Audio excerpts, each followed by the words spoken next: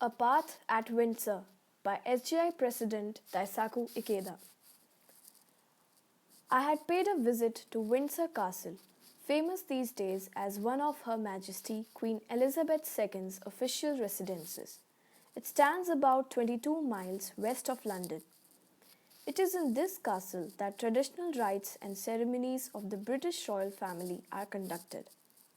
My wife and I had been honoured with an invitation to one such ceremony at which the Queen would be present. Unfortunately, our schedule prevented us from attending.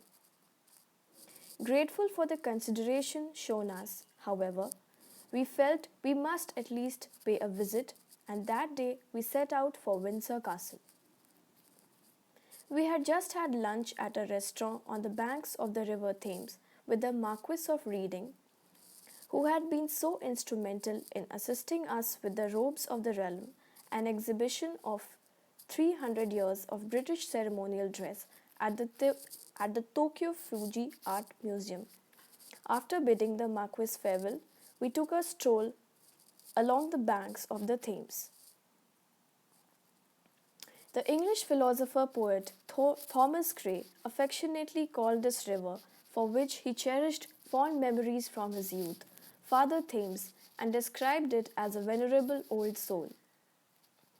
Walking a while, we came upon Windsor Bridge.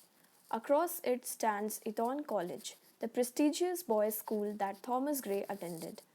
It is a school with a tradition of humanistic education, noted for its teaching of English gentlemanship. As we stood by the river's edge, a group of swans swam up to us. We tossed them some food and heard a sudden fluttering overhead.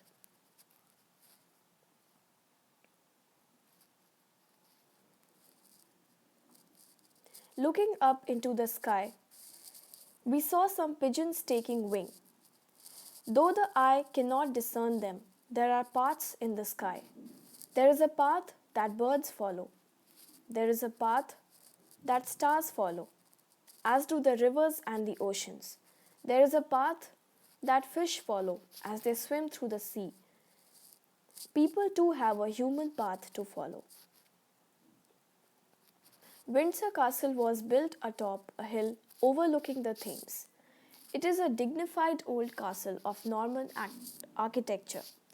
It had its origin as a fortress built some 900 years ago.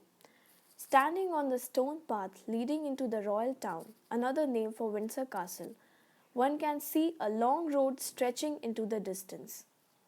It runs as a single strand through the green fields, interwoven with lawns and plane trees. This 3-mile path is known as the Long Walk.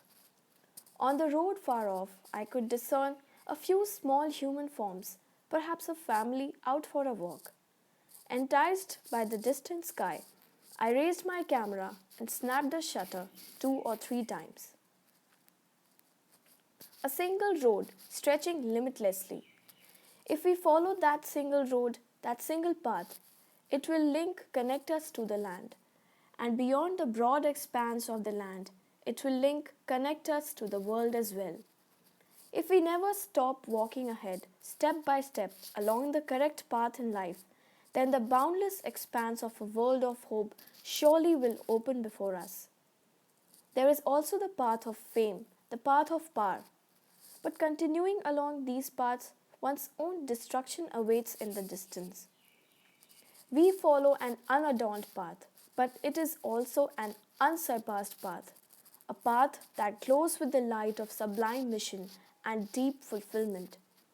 About 15 minutes to the west by car from Windsor is Taplow Court. It is the treasure castle of peace and culture of the SGI of the United Kingdom. Once a centre for high society, this manor has received as guests many members of the royal family. I heard there were even once a saying that went, if you hire a horse at Windsor, it will quite naturally turn toward Taplow. 2 days before my visit to Windsor at a meeting I attended at Taplow, my young friends sang powerfully a song they had written called The Path. Freedom, break the chains. Lift up your hearts. Now you are living again. Now is the time to break the chains. It feels so good to be giving again, even more free from fear, walking in the path. There are those who build a path and those who tear it down. There are those who continue to walk a path and those who stray from it. I wish to be a person who forges the path, a person who persists in walking the path. No matter what, until the end, I will keep walking, keep running, even if I should fall along the way and return to the dust of the land. Because I believe in the youth who will succeed me along this path, I will have not a single regret.